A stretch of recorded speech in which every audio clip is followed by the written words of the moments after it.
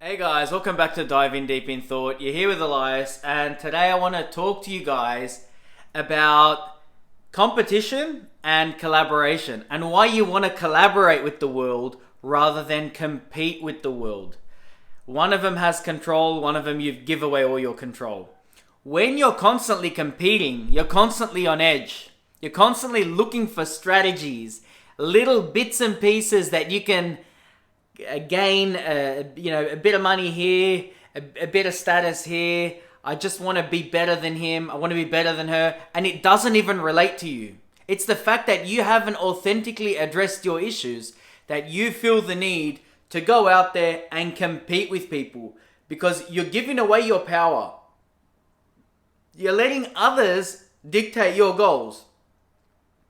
If you don't have your goals, your aspirations, your main drive in your life, your purpose, you're technically just working for everyone else. You're a slave to your compulsions and to your competitors out there. So if you're striving to get a nice car because your neighbor's got a nice car, or if you're striving to buy really good clothes because you see everyone's wearing designer shit these days, or on Instagram, TikTok, whatever the hell you may be looking at, if you're looking at all these things and the sources for your motivation outside of you, and you're looking to fill an identity gap to be accepted by the greater community, then you're basically a slave to all these compulsions outside of you, and they don't relate to you at all. You will find yourself, when you're intimate with yourself, either in your house or with friends, you'll start to ask the question, why did I do this? Why did I buy this car and I'm paying finance on the damn thing when I knew I couldn't afford it? It's because you followed your compulsion, you followed your emotions, opposed to sitting down, figuring out what you truly want, and that comes down to collaboration. When you collaborate, all you're doing is becoming authentic. You're being yourself. You're no longer having these strings attached to, I need to have a better status, I need to make more money, I need to do this, I need to. Rather than I need to, the self-dialogue changes to I am. So when you collaborate with people, you start to say things like, I am healthy. I am just a regular person buying normal clothes, and I'm going to own that fact that I don't need to spend a lot of money. My confidence comes from within. And by collaborating, there's no more strings attached. You get into this rhythm of things called flow state.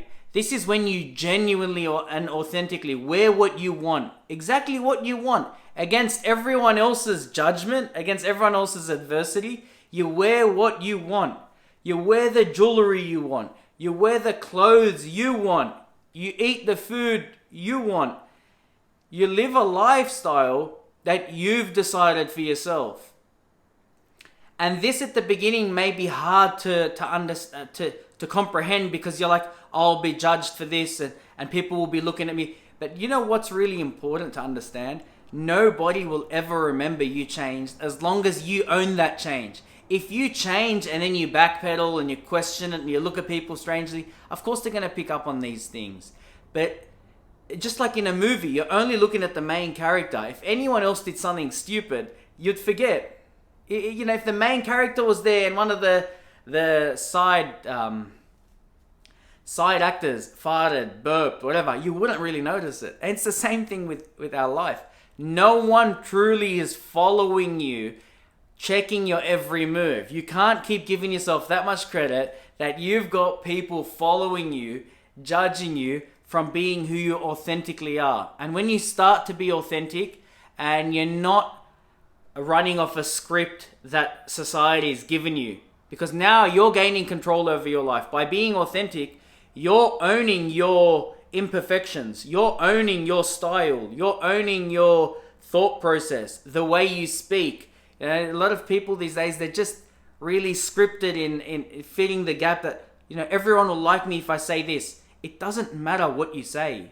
It comes down to how you say it. It doesn't matter what you do. It's the intention behind it. It doesn't matter what you wear. It's how you feel when you're wearing it. It doesn't matter what you drive. It's how you feel when you're driving it. All these things come down to the person. If the person is comfortable in what they're doing, nobody questions. But it's when you're uncomfortable with what you're doing, when you wear normal clothes and then somebody asks you, why aren't you wearing designer or whatever? It's when you don't earn it and say, yeah, well, I just can't afford it right now. And you put yourself down. You have to back yourself. If you do make a change and you become collaborative rather than competitive, your life will be a lot easier because there won't be these strings attached to the unauthentic version of yourself, and you'll be more authentic. And you will notice every single aspect of your life will feel leveled up and upgraded if you do this. You want to be collaborative. You don't want to compete with people. You want to compete with your authentic self and who you were yesterday. It's much easier to compare with one person than a society that's ever changing with all sorts of weird and ridiculous standards. Guys, this is my video for today. I hope you guys got some knowledge from this. If you did and you feel like somebody else needs to be collaborative rather than very competitive and always on edge, please like, subscribe, and share, and I'll see you in the next one.